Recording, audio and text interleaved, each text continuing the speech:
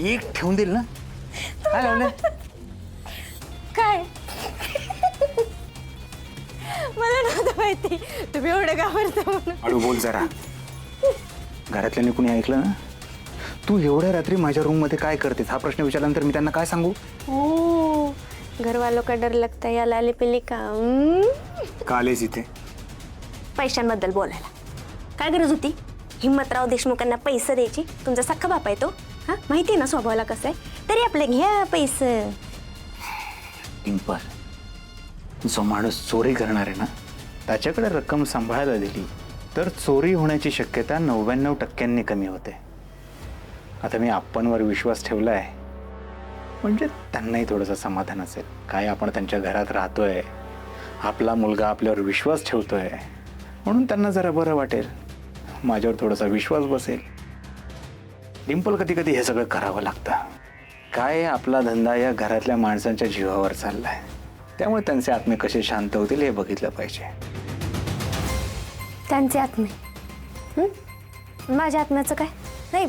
आत्तापर्यंत तुमच्या प्रत्येक धंद्यात मदत केली म्या, तुमच्या पडत्या काळात मदत केली म्या, तुम्हाला समजून घेतलं म्या. आणि आत्मा कोणाचं शांत करायचंय? तर घरच्यांचा. माझ्या आत्म्याचं काय? मला का नाही दिले पैसे? तुला चिल्लर मध्ये खेळायचंय का नोटांच्या बंडल मध्ये खेळायचंय? नोटाच्या बंडलांमध्ये. हा, मग हे जे त्या म्हाताऱ्याला पैसे दिलेत ना त्याच्या कैक पटीनं आपल्याकडे पैसे येणार आहेत आपल्याकडे. त्यामुळे तू निर्धास्त राहा.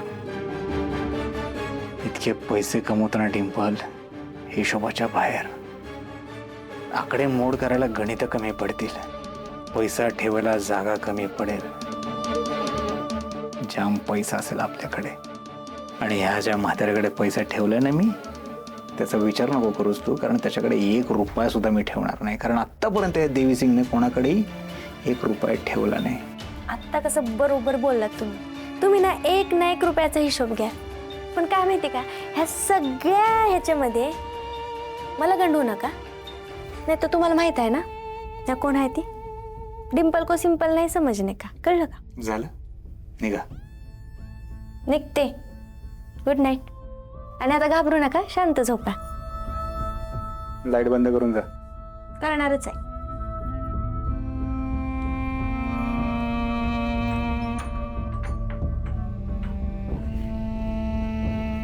काय किरकिर आहे यार या सगळ्यांची. विभा,